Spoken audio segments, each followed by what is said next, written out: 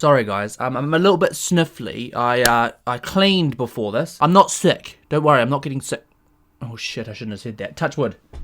But yeah, guys, welcome back to Beyond the Wall. I think quite an important Beyond the Wall because it feels like it's been a while since I've done a big one for The Walking Dead. I have had an insanely busy week, guys. I've had course Monday through Wednesday, and then my job has started back, so unfortunately the schedule's only getting more rammed. But anyway, guys, Jesus Christ, we need to actually get into the beef of the video. We are talking about post 10 times 6. Did we get up to? Let's have a look. Yeah, 10 times 6. The last 2 episodes have really set the tone going forward in a I want to say a freakish way. You know, like what's coming now is like, I don't know how to feel about it. We have some titans that have now met. I'm talking about peak villains of the show are now in cahoots. Now, as you guys will know with my reactions, like I'm not thinking that this is a bad thing. I'm on the side that this is a good thing, but there's every possibility that the little piece of him is still there. I am doing this Beyond the War to go through all those thoughts, answer all your questions. Some of them aren't related, which we'll get out of the way first, but this is a Negan and an Alpha Beyond the War at heart. Joey. Got the double up question here. Let's do this. Okay, question 1. How do you feel about Brandon? Knowing that even after 8 whole years, how Negan used to be is still influencing terrible behavior from people. It's like no matter how hard he tries to be good, he's always going to somehow be reminded what he once was. Now, Brandon, let's be honest, he was messed up. I don't blame Negan for Brandon. Brandon clearly has snapped. It's not Negan's fault. I know that Negan portrayed himself in a way that attracted a certain kind of crowd and all these things, which I've got plenty of thoughts to talk about that anyway. But I don't blame him per se for Brandon. I like, what do I think of Brandon? Nutter. This guy has snapped, and I think he is a prime example of someone who has snapped beyond repair. You know, I always bring all these conversations back to the idea of a snap. It's been like the main theme of my entire reactions to the show. Boom, boom, boom. Everyone has a bunch. Everyone has bigger snaps. Everyone has little snaps. Everyone has their moments. You know, like the apocalypse will bring the best and the worst out of people. Okay, let's put it this way. As we know, going into the apocalypse, a large proportion of the population just gone. Like it's not even there. Most of the initial deaths, let's say, are out of surprise, out of not knowing how to react, how to survive, how to protect yourself to something we've never been exposed to. Okay, that's a probably toward 99%. I don't know the exact numbers, I'm just guessing here. A very large proportion of people would die like that with such a fast-spreading virus, especially a virus that hides itself. Okay, as we have learned, it hides itself. At the beginning, there was no real way of predicting when it was going to appear. There was no way of predicting that. So, in fact, a lot of good people would have died. Okay, a lot of bad people would have died. A lot of everyone would have died. The remaining people, a lot of them will be alive due to circumstance, and a lot of them will be alive due to how they are. Now, we have many times over spoken about Shane, Rick, all of it. My theory is this. Well, my logic is this. There is a large portion of our characters that if they weren't in a group on onset, they would not be here today. Okay. The importance of being with even a small group cannot be stressed enough. People like Shane, however, I believe almost are naturally equipped with the type of personality or I don't know how to describe it, but there are certain people that are sort of pre-built for this world. There are people that need to be crafted for this world. And as we know, we've already gone over that before with Shane, how he was already built for this world, but he was in the wrong place developmentally to survive with a group that wasn't already built for this world. Hence why he didn't survive. But bringing this all back full circle, guys, I believe that Brandon was probably one of those people that survived in a group early on, never really had it here. Some people you just think to yourself, okay, eventually there will be a snap or there will be a reason that this just scrambles. And I believe he's one of those people. Now, do I think it's Negan's fault for him snapping? I wouldn't say that at all. Do you know what I mean? Like, I just think it's one of those things. And to be honest with you, a long time ago I wouldn't have said this, but there is a part of me now that even thinks that Negan was essential, oh my gosh, can't believe I'm saying that, to control a certain type of person. Look, for all the negative things we can look at Negan for, all the bad, all of it, there's a lot of good you can pick out of there. Now, I don't know if I'll get hate for saying that, I don't know. There's a lot of good you can pick out for what he did, or him being around, or an overall benefit. And I think we will still see that going forward. I don't even know if it's a matter of, no matter how hard he tries to be good, I think he was always really trying. It's really hard for me to word this because I know what he did, and I know the things he did just to get a message across. Some of the things were bad. Nobody in this world is still all good. And in fact, in this very Discord, we spoke about Rick Grimes, and how I feel about Rick if I wasn't on from our point of view. Look, if I'm a savior, I think Rick's a... I don't even know, like, how many people did he kill in his sleep? If anything, Rick has committed the biggest atrocity out of anyone in this universe that we've seen so far. Do you know what I mean? Isn't that crazy to think? But because we're on this side of the coin, it looks different. So I don't know if I'd ever now say that from an objective perspective, he was all bad.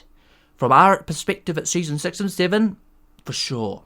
But it was evil. But that was a very, very skewed and disproportionate perspective of who he is as an entire character. It's been 8 whole years and Negan is still... somehow still influencing terrible behavior. I don't know if I'd say that. I just think the way that the wording here is what's getting me. I don't think it per se is Negan is influencing this behavior. I think circumstances that have been bred in this apocalypse have influenced this behavior. Negan's just almost a factor involved in that, do you know what I mean? Like, I don't know if I'd pin the blame on him. As a byproduct of his attempt to create order and his attempt to protect people, which he did for a long time, by the way. As we saw, there are a lot of people that were still loyal and faithful to him and believed in his ways. For all of that, there is a bad byproduct. And let's just say this for a second.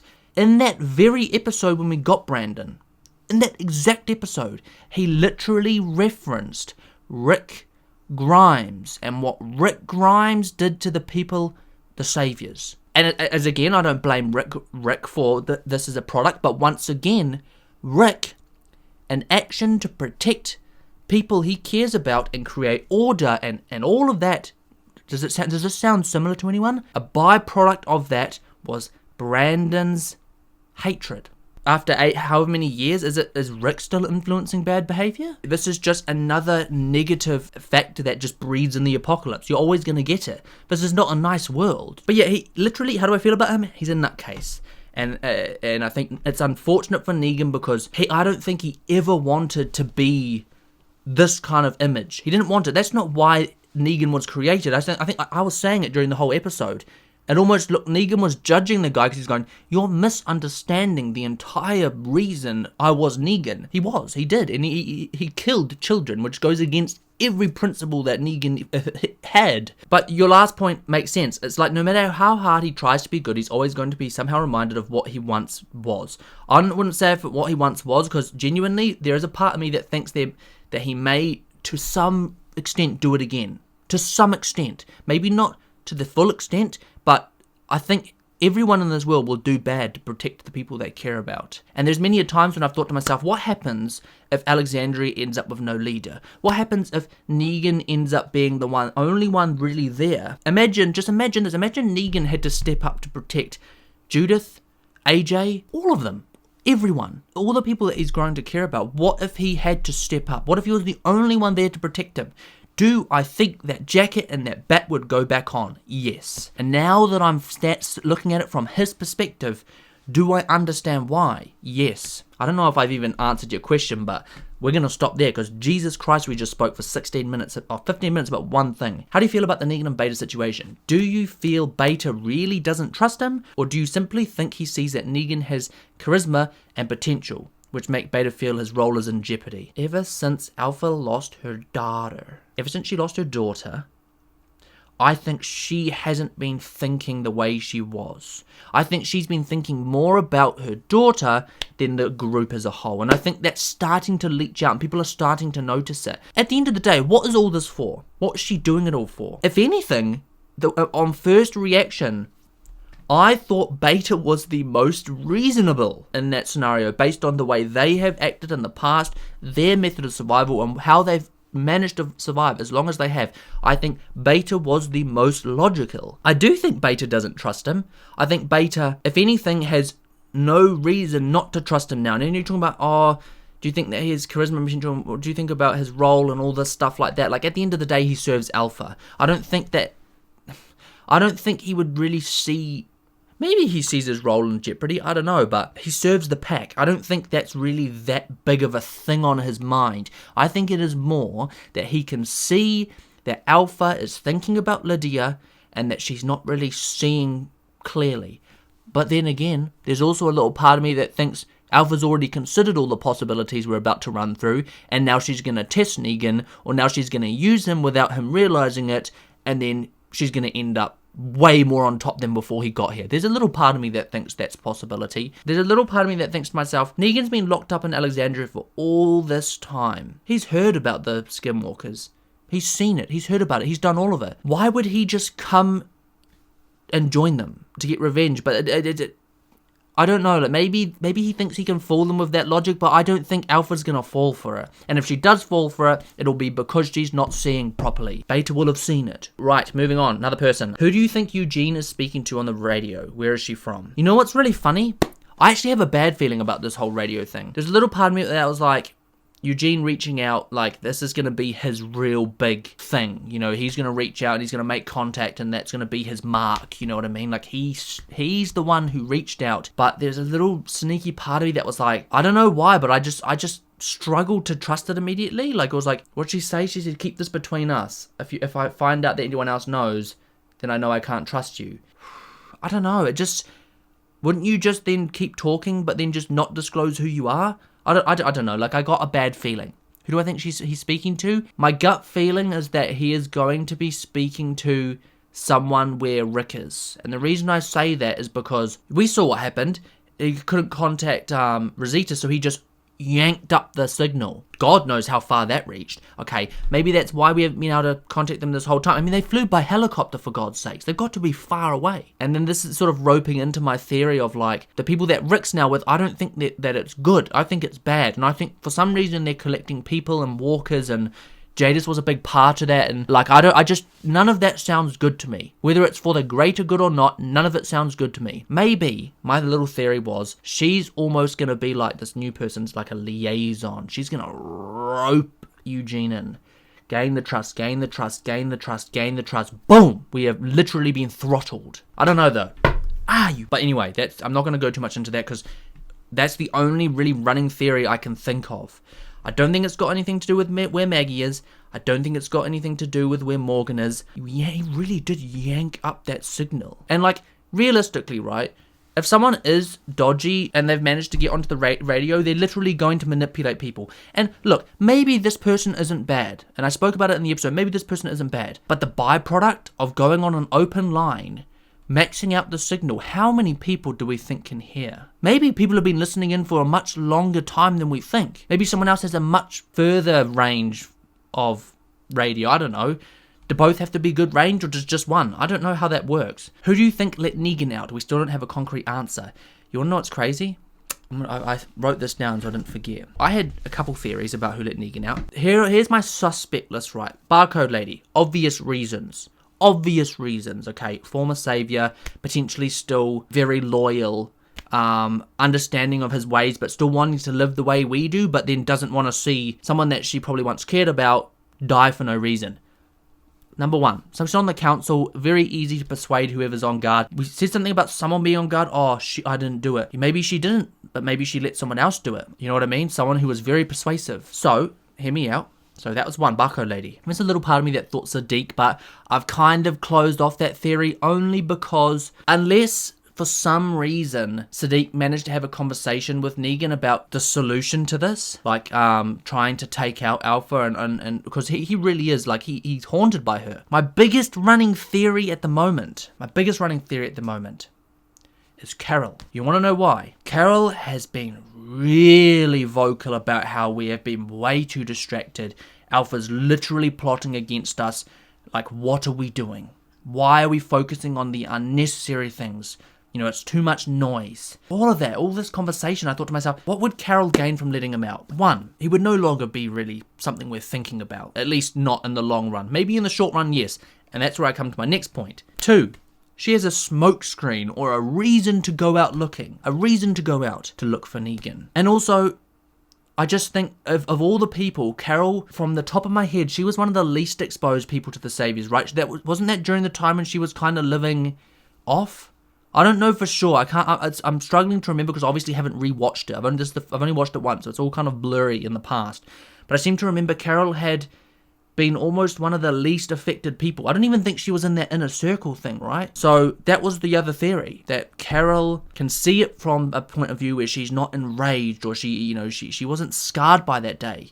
So she has reason, the smoke screen, to reduce noise, and she could see it from more of a level perspective anyway. So Carol is my current running leading suspect. My other theory was Gabe, because he took time to think about his decision. And you know what? There was a little part of me that goes, did he take time to think of his decision purely because he knew if he made the decision not to kill him, that people would kill him anyway? There would be an uprising. There would be an issue. It would create chaos within. There's a little theory of mine that I thought to myself, he thought about it and he knew that he wanted to save him, but he wouldn't do that, voicing his opinion. So he took the time till morning just to dissipate the drama. That was the other theory. So Carol, Gabriel, because Gabriel's also the one that spoke to the guard.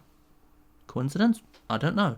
Anyway, Carol, Gabriel, Siddiq, Barcode Lady. Those are the running suspects I have. I don't think you have answered this question, but what do you think of Siddiq's PTSD? What can be its consequences in the future? I mean, just like any PTSD, it's unpredictable. People sort of lose control of reality a little bit at times, and we've seen it. In the most recent episode, he woke up on the roof by a windmill in the middle of the night with his baby. I don't even think he realized he'd gotten up there. Dangerous. In terms of the consequences in the future, I don't know whether someone takes advantage of that or it means someone gets hurt because of it. I don't know.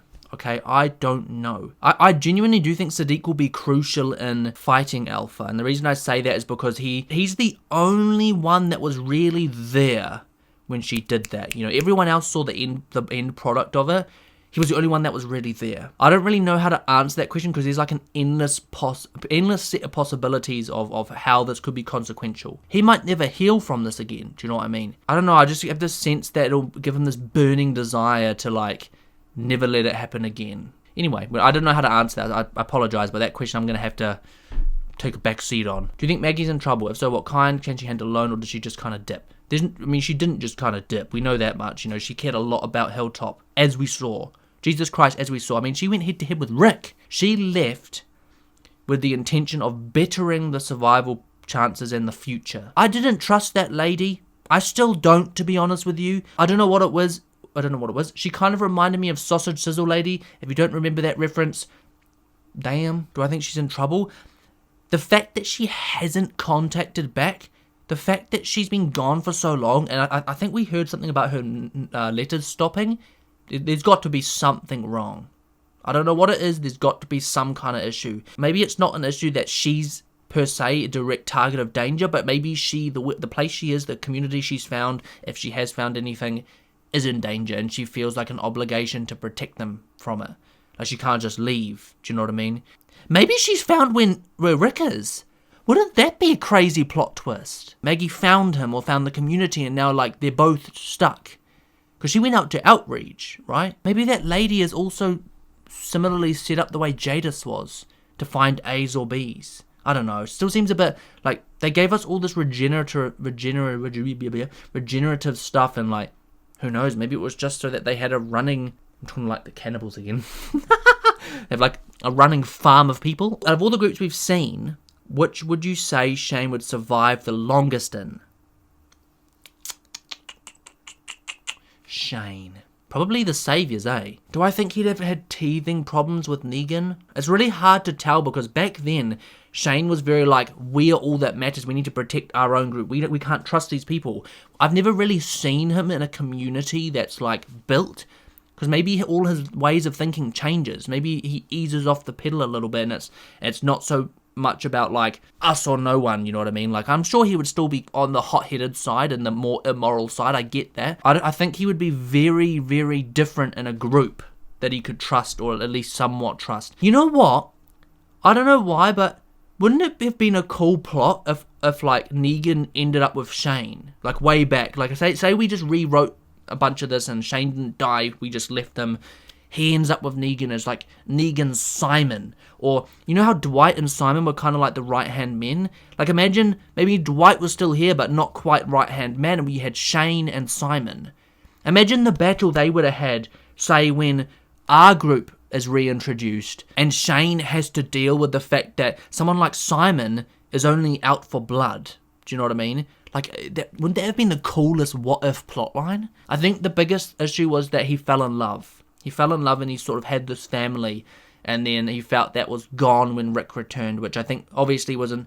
I don't think he should have thought it was gone, it was just a different way of looking at it. But anyway, I wish we could have... There's a lot... I don't think I know Shane, you know. I think I never got to know him. It was only 2 seasons. What is your favourite power duo in the show? I will give an example of mine, Rick and Morgan. This is going to be a hot take, but I wasn't the biggest fan of Rick and Morgan's duo. I thought they're both fantastic characters, but I never really thought we got the full potential of them. I don't know. I was never like massively drawn to that duo. What is my duo though? You know, there's a part of me that wants to say Rick and Michonne, just because like I just loved the parts of the show and it was like, you know, Rick saying, I don't want to do this anymore unless I'm leading with you, or like we should lead together, and like seeing them grow as like the power couple was so freaking cool, and you just imagine it, and then obviously it's all stripped away and taken from us bloody assholes. Probably Rick and Michonne. If you could bring back 3 deceased characters to help with the current Whisperers situation, who would be your picks? Ooh. Damn.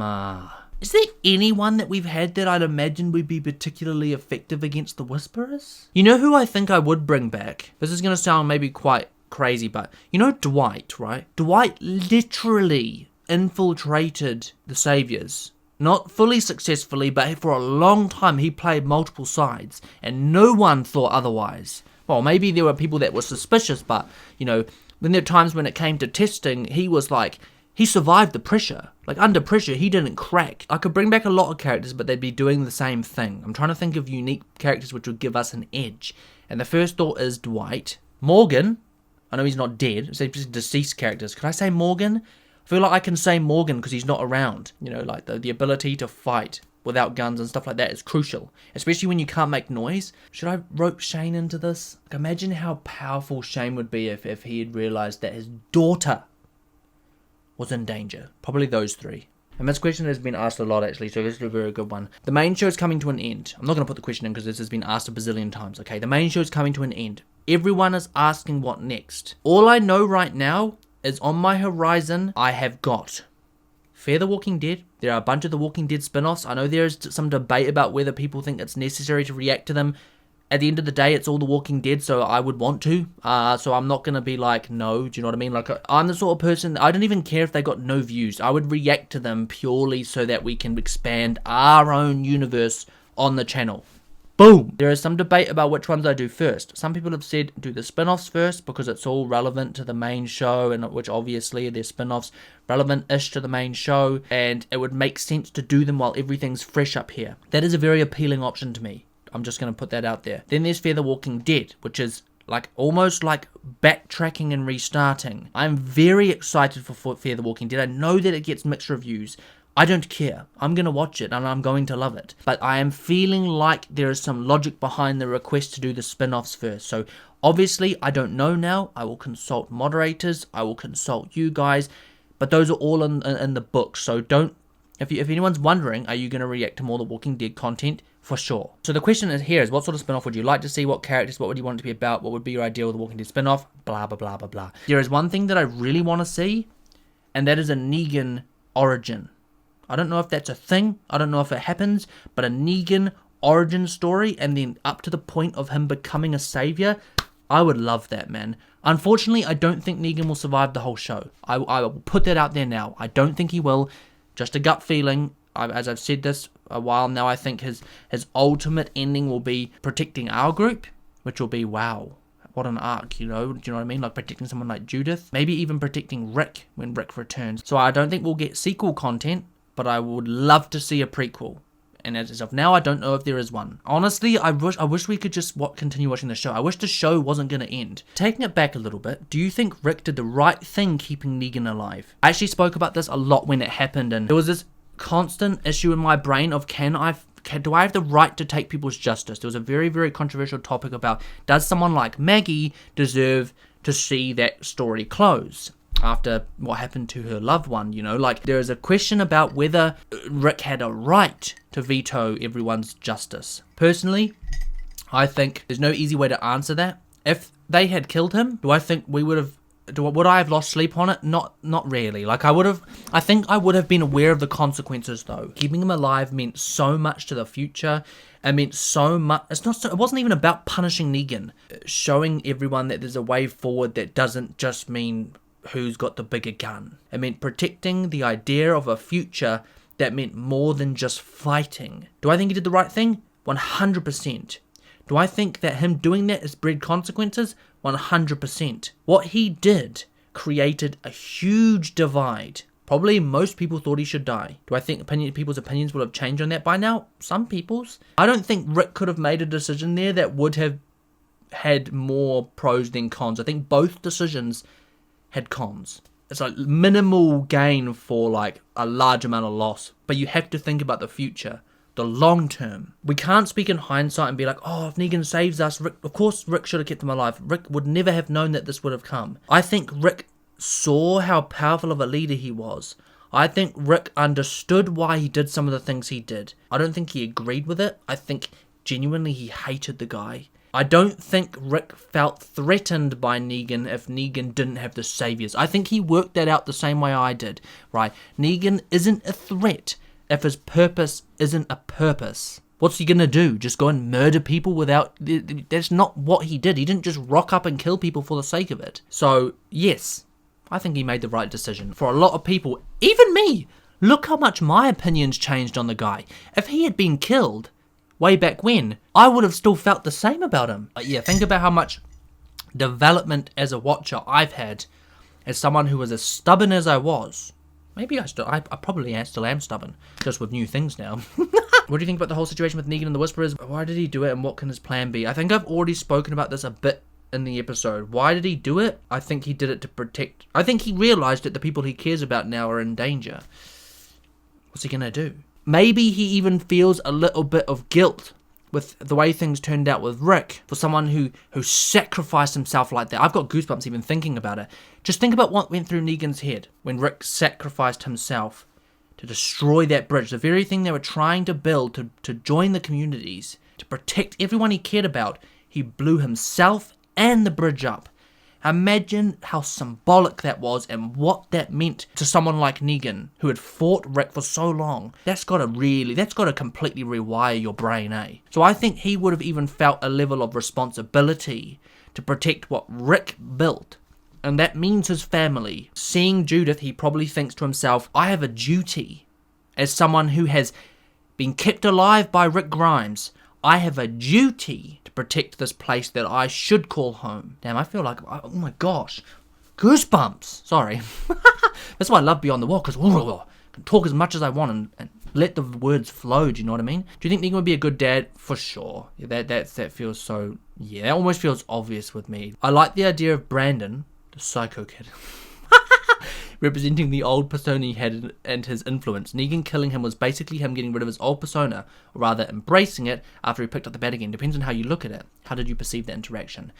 You know what? I think I said this in the episode as well. I perceived that entire reaction as Negan realizing the negative consequence or a byproduct of his character that he portrayed in order to create order. I don't think it was easy for him to see the negative byproducts because there was so much good that he imagined. Like, how many people was he feeding? I think Negan looked at that boy and thought, is that what people thought of me? I think it would have broken his heart a little bit. I don't think he ever wanted to be that. I don't think he ever knew he was that to people. This is almost like a symbolic thing to him of how far his mindset has changed, and it's almost like he can now see how we do things, and then he can see what he created, or in a way, like I said at the start, I don't blame him. He can see that and go, that's not me. That's not even remotely what I was trying to be. I think you're kind of spot on in the sense that him killing him almost felt like, to me, it felt like him protecting the world from someone like him. This is a crazy question. If Negan had met himself now and then, would he stop himself? I think he would. He'd seen it fail time and time again, and he would not let people die again and again to that kind of leadership. That's what I think he was thinking. So when he killed the guy, it was probably like a, now I see. So he can pick up the bat, he can put on the coat, but for a different reason. Do you think if Negan had led his group differently and had been a different kind of leader for them, then maybe he wouldn't have gone on to empower people like Brandon and Simon, blah, blah, blah, blah. No. And I spoke about this at the start, guys, and I'll repeat it again. I don't think Negan's the only one that inspired that kid. I think Rick inspired that kid. I think the world inspired that kid. I think his dad dying inspired that kid. That kid looked at the way Negan did things and went, that's how I want to resolve my issue. I don't blame Negan for that. That kid was looking for a reason to be mad. He had a reason to be mad. Kind of. Think about some of the people that we now consider family that were once a part of what Negan did. I don't even think he empowered Simon. I think he literally was like a cap for Simon to stop the goddamn sadistic overflow. But no, that's a very contentious question, and I don't know how to answer it properly. If Negan didn't lead that group, they'd all be dead. Or they'd all be whipped and ran by someone like Simon. They wouldn't still be around. I just think he did the best he could with what he thought was right. If he had met Rick sooner and learnt this sooner, maybe he wouldn't have gotten Brandon. Do you know what I mean? Like, it's all what ifs, what ifs, what ifs, what ifs. What ifs? It's way too difficult for me to answer that question, because I've come a long way to realize that Negan saved a shit ton of people. And there is even a little part of me that goes, well, if you're gonna blame Negan for Brandon, then you have to blame Rick too. But I don't like to do that, you know, like I like to think that everyone tried to do the best they could in the moment. Some people made mistakes. That's such a good question, but it's like, it almost like, feels like a roadblock in my brain, eh? Like I can't answer it properly, and I don't know why. Because yeah, like maybe I'll just finish it off like this. That kid he wasn't really angry at Negan. He wasn't angry at just an event. He was angry at Rick. And that's a byproduct of Rick leading the way he led. Like, it's just a goddamn chain, you know? You can pick any one of those chain links and go, yep, your fault. Doesn't really make sense, you know, like it's a culmination of events. I think the important point to finish on is no one would have wanted that, including Negan. I think that's all the questions. I hope I have gotten everyone's, guys. This is getting very long, so I'm actually going to wrap this up. Thank you all so much for tuning in. If you have listened this far, if this is your little podcast to go to sleep, fantastic. I don't know how you guys watch this, but damn. So you know what? I would probably, if I was a viewer, I would probably listen to this while I was like walking my dogs or something. But anyway, guys, that is all from me. If you enjoyed this video, don't forget to smash that like button and subscribe to the channel for new content every single week. And of course, follow the Instagram, Dan Reed with 2 Ds. But yeah, that's all from me, guys. As you've ever seen, Dan, thanks for watching. And I'll catch you in the next one.